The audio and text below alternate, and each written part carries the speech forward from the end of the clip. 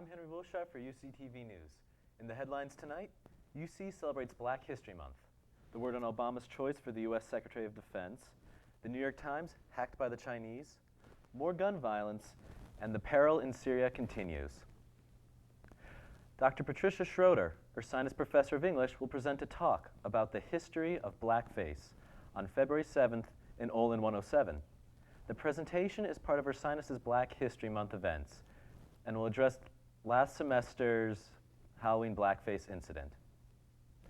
Paulette Patton, Director of Multicultural Services, said, "A lot of students did not know the history of blackface and how it impacts African Americans and majority students as well. I thought if we did something on blackface as part of the movement, then students could understand better." Schroeder will explain the roots of blackface and its impact on African American culture. That's Thursday, February 7th at 4 p.m. in Olin 107.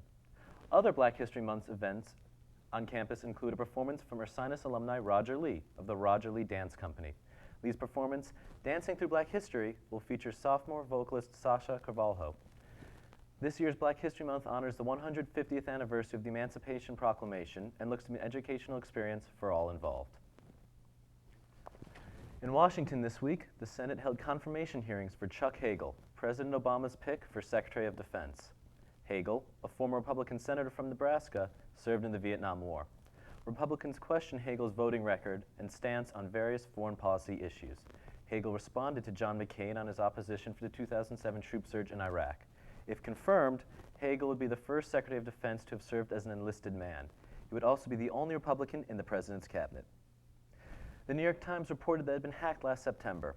The newspaper was reporting on the large fortunes of the families of Chinese leaders.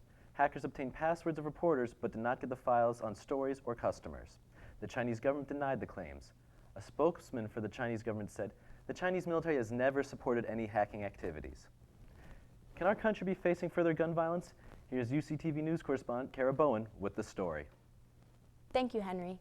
15-year-old Hadia Pendleton, who performed at inaugural events with her high school band, was killed in Chicago on Tuesday the 29th. Pendleton was taking shelter from the rain when a man approached her and a group of friends opened fire. No arrests have been made yet, but the police believe that the shooting was gang-related and Pendleton was not the intended target.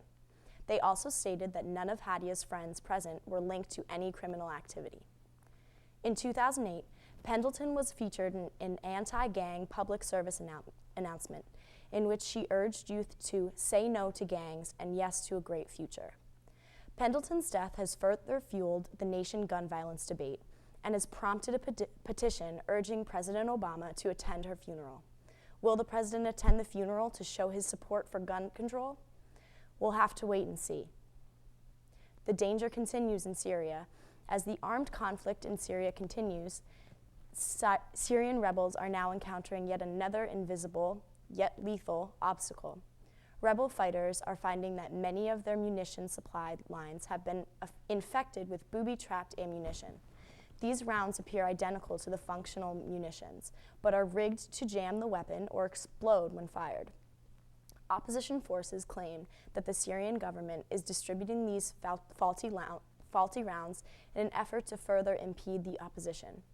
These tampered rounds can often kill or maim a soldier while rendering the weapon useless. This practice is frowned upon because of its indiscriminate and potentially lethal danger.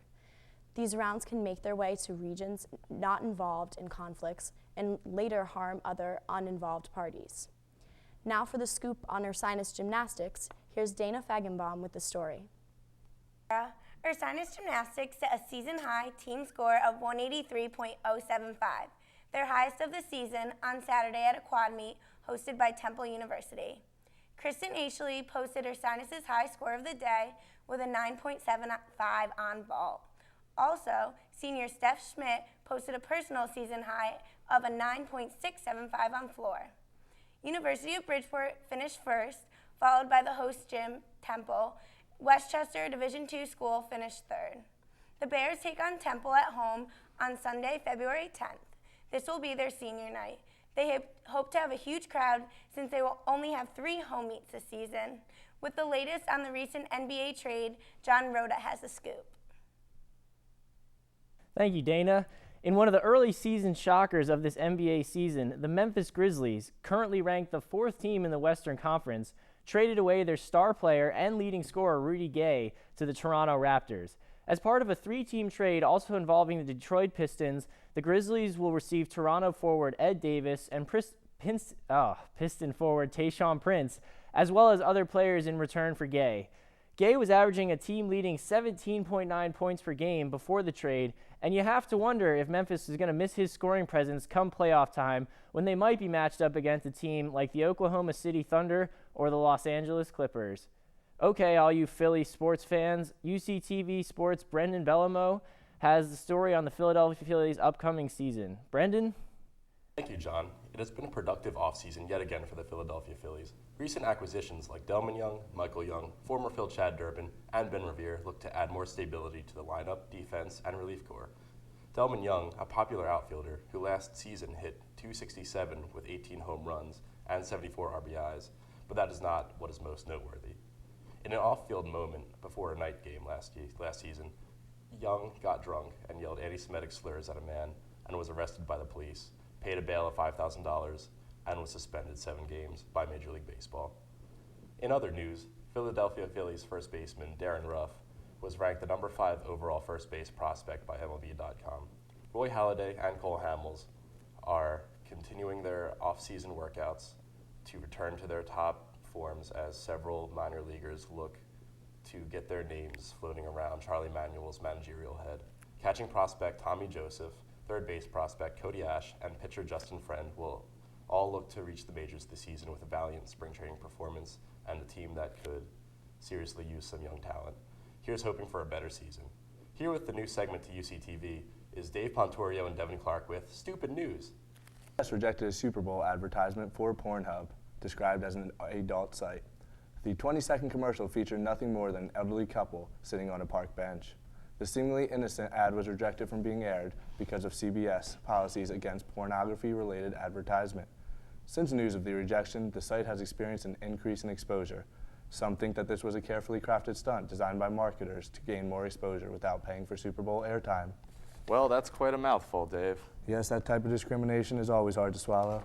What do you have for us, Devon? Well, Dave, air in a can is now freshly available in China. With photochemical smog at an all-time high in China, Chinese entrepreneur Chen Guangbia has taken to selling fresh air in cans. The millionaire claims it is not an attempt at profit-generating venture, but rather to draw attention to the declining environmental conditions in China. With more serious environmental news, filling in for UCTV's health and science anchor, Renee Tornea, here is Sydney Rotman. Devon, and now for a story set somewhere even colder than Collegeville. In Antarctica, scientists drilled a half-mile through ice covering a buried lake. The scientists who took water samples were looking for signs of life. The team still hopes to send a robot submarine into the water to investigate further, such as studying the movement of water and ice across millennia. Only one other Antarctic lake has been reached before, and that was by a team of Russian scientists last year. An explosive scene unfolded in Russia earlier this month as 4 volcanoes, all within 100 miles of each other, became active simultaneously. The 4 volcanoes are located on the Kamchatka Peninsula, part of the Pacific region known as the Ring of Fire, a region which contains over 75% of the world's earthquakes. The eruptions were visible from space, and NASA's Earth Observatory grabbed the pictures, which are currently available online. Vasogel is rumored to mark a new era in birth control, but for men. The contraceptive has been under development in India for over 30 years. It has been described as an injectable vasectomy, but unlike vasectomies which require surgical intervention, Vasogel is simple to administer, easy on the body, and most importantly, reversible. Vasogel uses a gel that destroys sperm on contact. Administration takes 15 minutes and is effective within a week. It can last for over 10 years, and undoing the process is just as simple. All it takes is another visit to the doctor. The Parasmus Foundation, an organization devoted to developing medicines that the pharmaceutical industry neglects, is pursuing research on the new form of birth control in the United States. Vasogel has undergone extensive human trials and has been extremely effective. The Ursinus Foundation is working to ensure Vasogel meets FDA requirements and hopes to be able to bring Vasogel to the United States at an affordable price. Could we possibly be relying on a faulty system for determining a healthy weight? John Roda has the story. John? The body mass index formula, which has been used for over 100 years to calculate a person's healthy weight range, is said to have a basic fundamental flaw. BMI does not account for a person's muscle mass. Using the flawed formula, a couch potato would have a lower body mass index than that of an athlete of nearly identical height and weight. This is due to the fact that muscle weighs more than fat. Nick Trefethen, professor of numerical analysis at Oxford University, wonders why such a simple and flawed system is so widely accepted. He advises that BMI should only be used as a rough estimate to determine if one possesses a healthy weight. Many believe waist circumference should be less than half of an individual's height. This waist to height ratio, as it is known, would be a more accurate measurement than BMI. With the Grammys around the corner, UCTV's entertainment anchor Shane English has it covered for you. John, on February 10th, the mainstream music world will celebrate its finest at the 55th Annual Grammy Awards. LL Cool J, a two-time Grammy recipient, will host. This year's ceremony will feature performances from Maroon 5, Frank Ocean, and Justin Timberlake, who's performing new music on TV for the first time in 7 years. In an exciting mashup, Elton John will take the stage with Ed Sheeran. Carly Rae Jepsen's Call Me Maybe and Fun's We Are Young are both up for Song of the Year. There is stiff competition for Album of the Year. Frank Ocean, The Black Keys, Fun, and Mumford & Sons are all nominated for their highly successful albums. The 2013 Grammy nominees' album debuted on number 4 on the Billboard 200 charts, indicating the popularity of the Grammy nominees and audience interest. February 10th on CBS at 8 p.m. Could Ashton Kutcher be the next Steve Jobs? Here is Matt Heller with the story. Matt? Ashton Kutcher recently tweeted a photo of his face alongside that of entrepreneur Steve Jobs to promote his upcoming film, Jobs. The resemblance between the two is striking. The film, which recently premiered at Sundance Film Festival, follows the life of the creative inventor and entrepreneur. The film met with positive response from the Sundance audience during a recent screening. After the premiere, Kutcher revealed that he was hospitalized 2 days prior to filming after attempting to follow a fruitarian diet, which consisted of only fruits, nuts, seeds, and grains. Kutcher briefly adopted the fruitarian diet as an effort to delve further into Jobs' character. Tests showed that Kutcher was suffering from pancreatitis, a direct result of the new diet. That revelation only seems to strengthen the connection between the two, as Jobs died of pancreatic cancer in 2011. Back to you, Henry. UCTV, I'm Henry Willshire. Tune in next week for guests and all new segments. Who will you see on TV? Have a good night, Ursinus.